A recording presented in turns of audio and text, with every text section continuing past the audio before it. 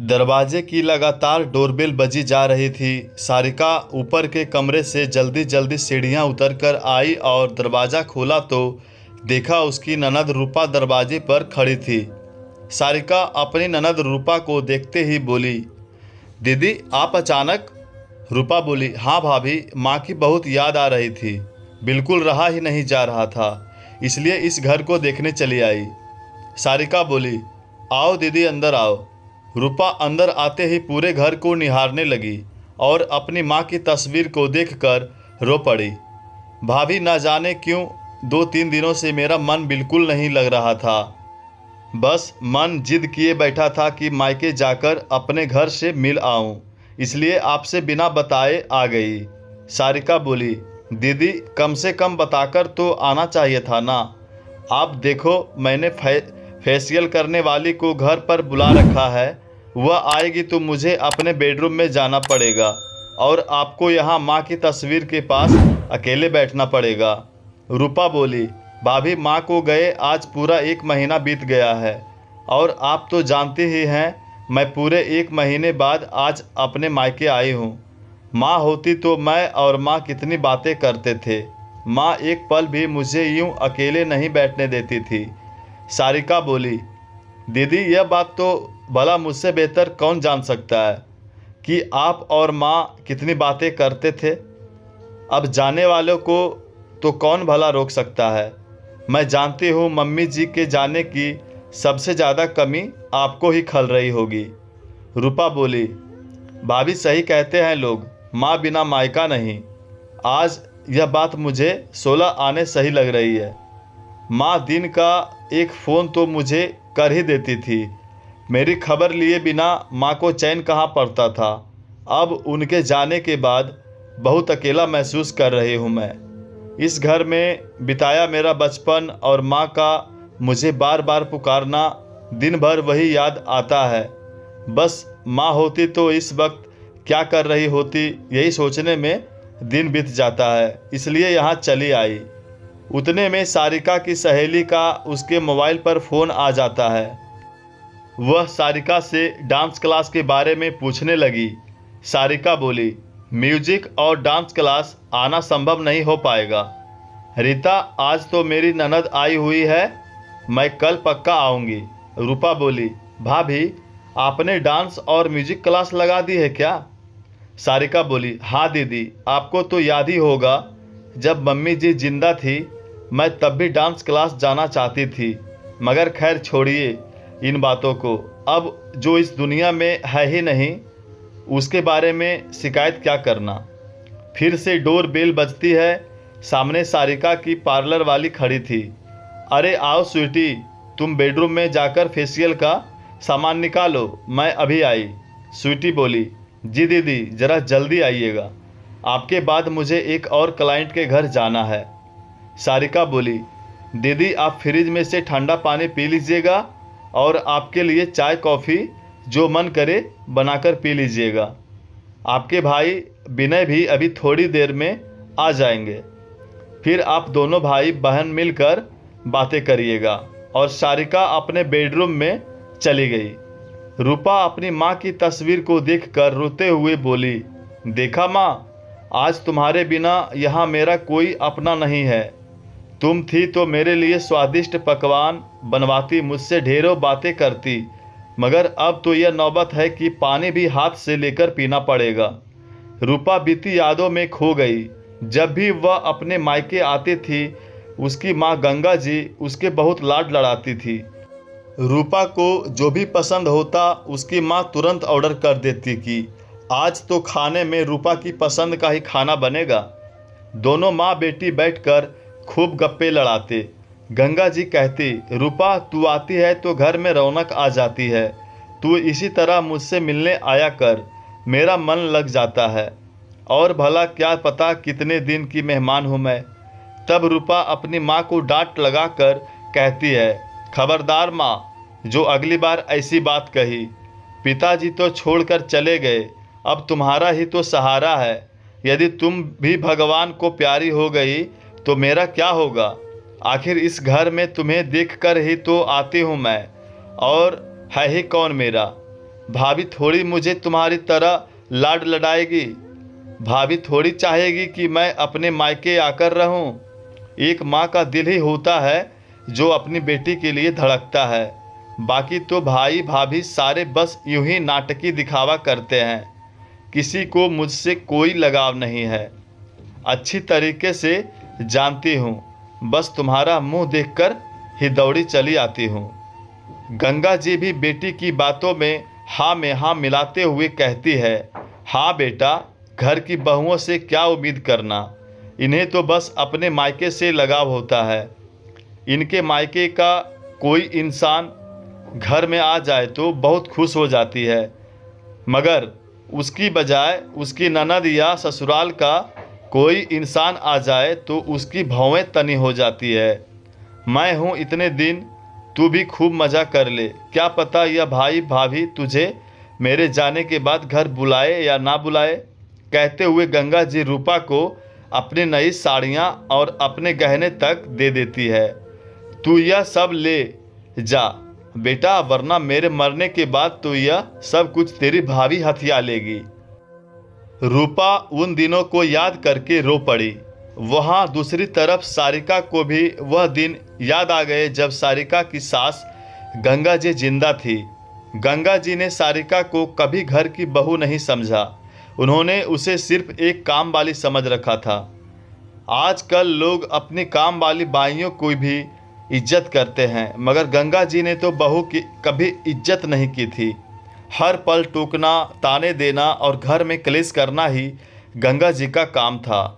और अगर ऐसे में घर में उनकी बेटी आ जाए तो समझो सारिका की सामत ही आनी है।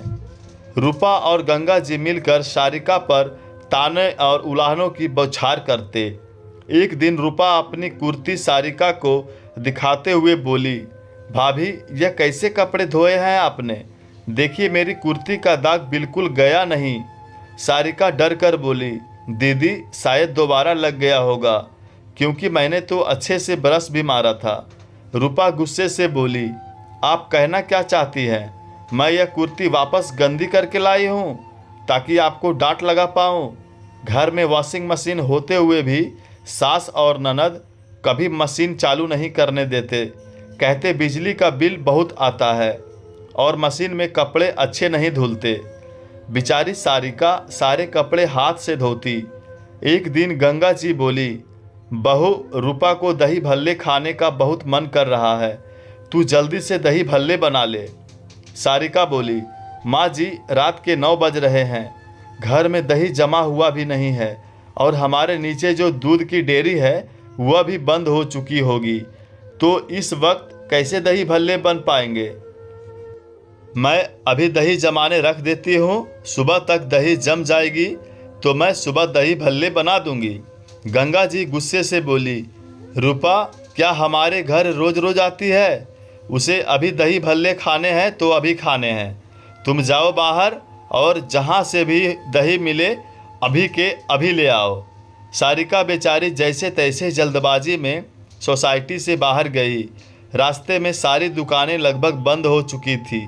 घर से तकरीबन आधा घंटा दूर एक डेयरी खुली मिली, जहाँ से वह दही लाई और थक आकर उसने दही भल्ले बनाए।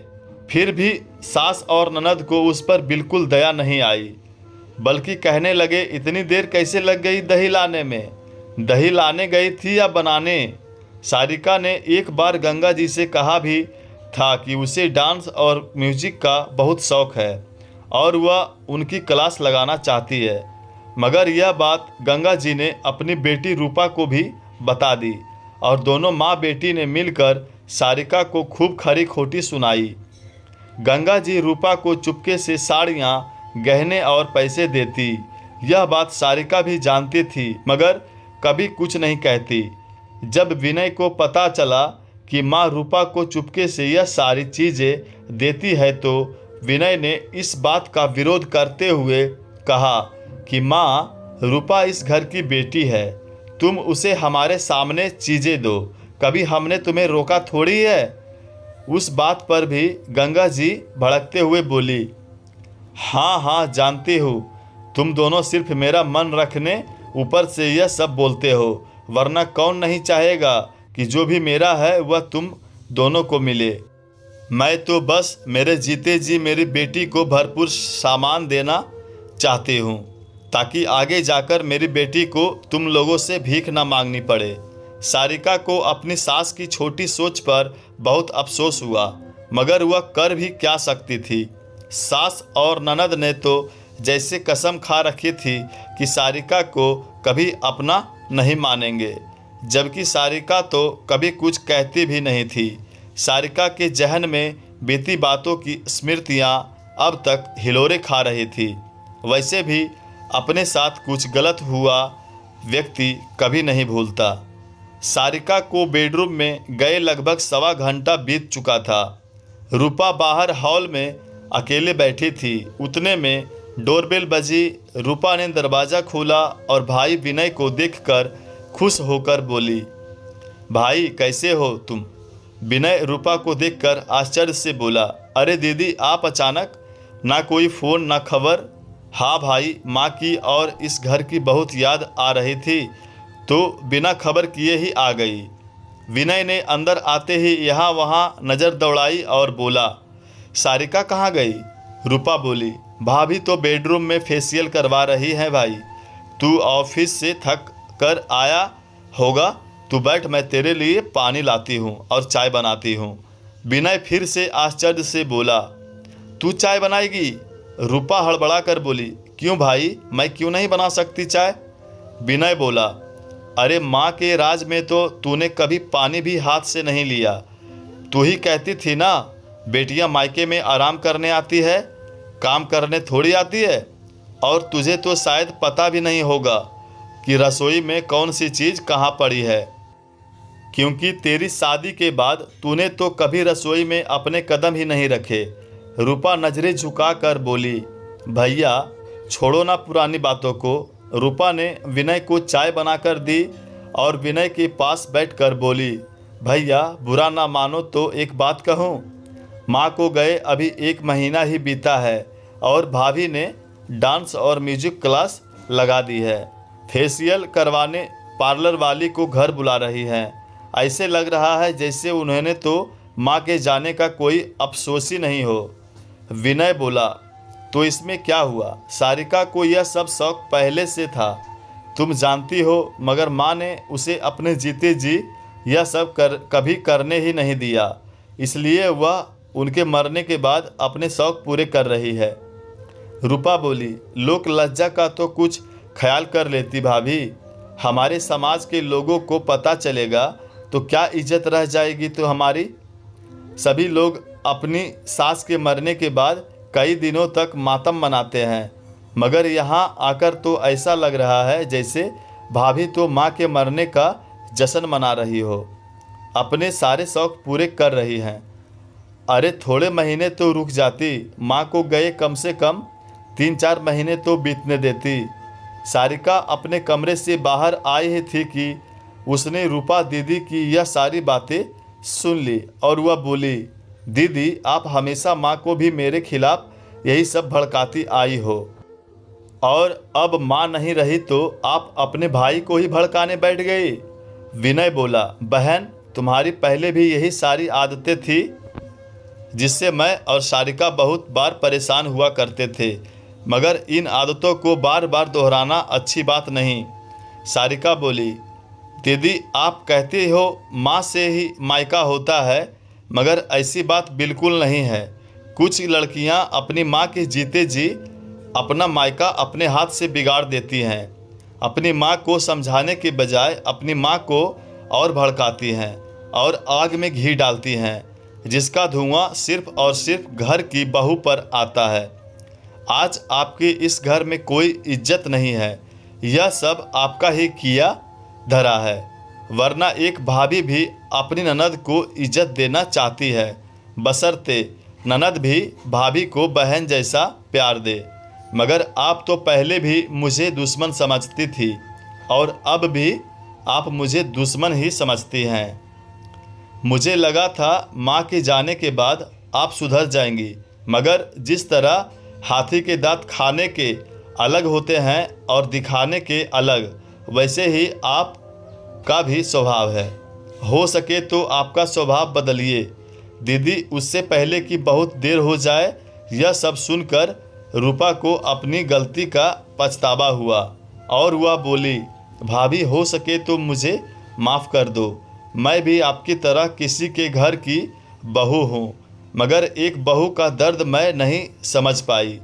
दोस्तों, कुछ लड़कियाँ अपनी माँ के जीते जी ही अपना मायका खराब कर देती हैं और बड़ी आसानी से कहती हैं माँ बिन मायका नहीं, मगर वो यह भूल जाती है कि यदि वो भाभी को अपनी बहन समान प्यार दे तो भाभी भी उनको ननद वाला प्यार और सम्मान देगी, क्योंकि हर इंसान बदले में वही चीज़ वापस देता है जो उसे मिलती है। आपकी इस कहानी को लेकर क्या राय है, हमें कमेंट बॉक्स में ज़रूर बताएं और इसी तरह की पारिवारिक कहानी सुनने के लिए हमारे चैनल को सब्सक्राइब ज़रूर करें। धन्यवाद।